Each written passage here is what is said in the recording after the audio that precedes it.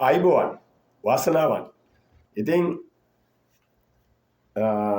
මේ අද දවසේ දෙවැනි වීඩියෝ එක කරන්න ආවා සානිකා වනිගසේකර සහ පාස්ටර් ජෙරම් ගැන මහා අමුතු කතාවක් කියාගෙන YouTube channel එකක් කරන මාධ්‍යවේදියෙක් කියාගත්ත YouTube channel එකක් කරන මිනිස්සෙක් පොඩි කොල්ලෙක් මං හිතන්නේ.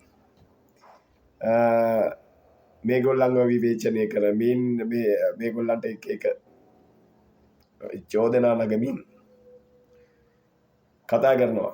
ඉතින් මෙයා කියනවා ආගමට තරහක් නෑ,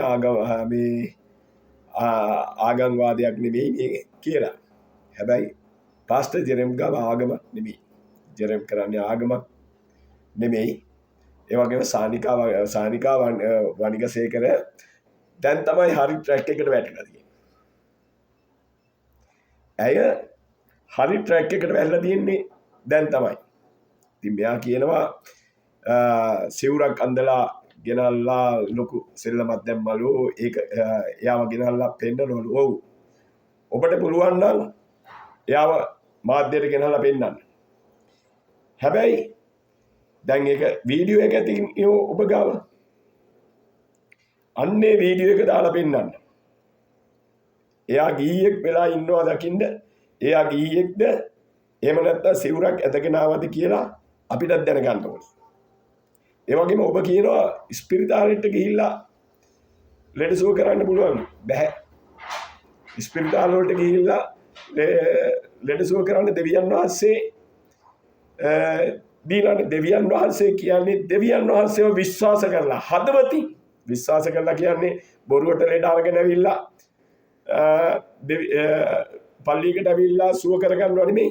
හදවතින් දෙවියන් වහන්සේව විශ්වාස කරලා ආපු ඒ රෝගියව සුව කරනවාමයි. හැබැයි අර රාක්කේ උඩ තියලා තියෙන සුවේ අරන් එන්න නම් එන්න එපා දෙවියන් වහන්සේ ගාවට. දෙවියන් වහන්සේ ගාවට රාක්කේ උඩ තියලා තියෙන සුවේ අරන් යන්න එපා. මොකද දෙවියන් වහන්සේ රාක්කේ උඩ සුවේ තියලා නැහැ. දෙවියන් වහන්සේගේ ආත්මික සුවේ තියෙන්නේ. ආත්මයෙන් සුවේ දෙන්නේ. ඒ දෙවියන් වහන්සේගේ ආත්මික සුවේ තමයි, දෙවියන් වහන්සේගේ ආත්මය තමයි පාස්ටර් ජෙරම් ගාව තියෙන්නේ. පාස්ටර් ජෙරම්ව මම කවදාවත් දැකලවත් පාස්ටර් ජෙරම් එක්ක කවදාවත් කතා කරලවත් නැහැ. නමුත් දෙවියන් වහන්සේගේ ආත්මය ගැන ඉගෙන ගන්න, දන්න, ඒ වගේම හදවතින් විශ්වාස කරන මිනිසෙක් විදියට මම දන්නවා දෙවියන් වහන්සේගේ සුවේ මොකක්ද කියලා. දෙවියන් වහන්සේගේ සුවය, දෙවියන් වහන්සේව විශ්වාස කරලා ඉන ඕනම කෙනෙකුට, දෙවියන් වහන්සේව හදවතින් වැළඳගත් ඕනම කෙනෙකුට දෙවියන් වහන්සේ සුවේ දෙනවා. හොඳද? පුළුවන් නම් ඔබේ ඔය චෝදනා ටික ඔප්පු කරන්න. මම බලාගෙන ඉන්නවා. ඒ වීඩියෝත් එක්ක මම දාන්නම් ඊගා වීඩියෝ එකේදී ඔහුගේ චෝදනා මොනවද කියලා. ඕගොල්ලෝ මේ කරන්නේ රටේ මිනිස්සෙක් යහ මගට යන එක නවත්තන එක. තේරුණාද?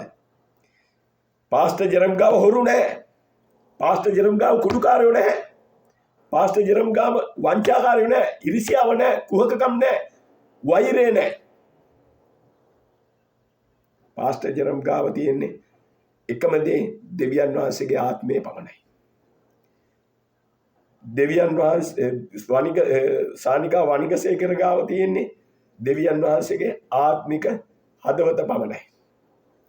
ඔයා කියනවා සානිකා වනිගසේකරට ඔඩියන්ස් එක නැති වෙලා යයිලු. කමන්නේ. සානිකා වනිගසේකරට ලෝකයේ තියෙන ඔඩියන්ස් එක නැති වෙනකොට සානිකා වනිගසේකරට ආත්මික ඔඩියන්ස් එක කෝටි ගණන්, ලක්ෂ ගණන් එනවා. පුළුවන් නම් පාස්ටර් ජෙරම්ගේ ඒ සේවය නතර කරපන්. නතර කර සමා වෙන්න නතර කරන්න. ඔයා වැඩෙක් නම් පාස්ටර් ජෙරම්ගේ සේවය නතර කරලා පෙන්නන්න.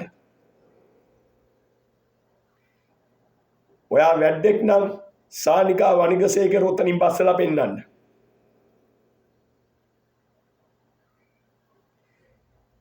දෙවියන් වහන්සේට විරුද්ධ වෙන බොහෝ අය දෙවියන් වහන්සේව වැළඳ ගන්න කිට්ටු වෙනකොට තමයි දෙවියන් වහන්සේට විරුද්ධ වෙන්නේ. අපි බලමු පුතා. තරහ නැහැ. තරහට නෙමෙයි මේ කතා කරන්නේ. ඇත්ත කතා කරන්නේ. කිසිම ආගම්වාදයක් නැහැ. ජාතිවාදයක් නැහැ. පාස්ටර් ජෙරම් කාටවත් කියන්නේ ඇවිල්ලා මේ ආගම වැළඳ ගනින් කියලා. මමත් රෝගී.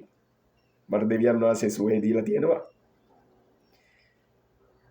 ඒක පාස්ටර් ජෙරම්ගෙන් ලැබෙන සුවයක් නෙමෙයි.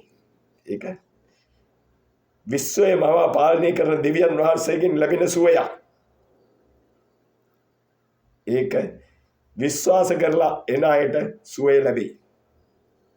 අවිශ්වාස කරන අයට ලැබෙන එකක් නැහැ.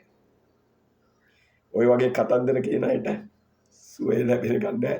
ඔබත් කවදා හරි දෙවියන් වහන්සේව විශ්වාස කරලා කවදා හරි රෝගී අරගෙන යන්න එදාට ඒ සුවය ලැබෙයි. දෙවියන් වහන්සේගේ ඇඟිල්ල දික් කරන අයට අපි දන්නේ ඒක දෙවියන් වහන්සේගේ විනිශ්චය. හොඳේ අපි කිසිම දෙයක් දන්නේ දෙවියන් වහන්සේට ඇඟිල්ල දික් කරන අය දෙවියන් වහන්සේ බලාගනි. අපි කවුද දෙවියන් වහන්සේට අණ කරන්නේ? නේද? මම කවුද දෙවියන් වහන්සේට අණ කරන්නේ? කාට? මම දෙවියන් වහන්සේගේ දූවිල්ලක් තරම්වත් වටින්නේ නැහැ. දෙවියන් වහන්සේට ඇඟිල්ල දික් කරන අය ගැන දෙවියන් වහන්සේ බලාගනි. එහෙනම් ජේසුස් පිටයි කට්ටියම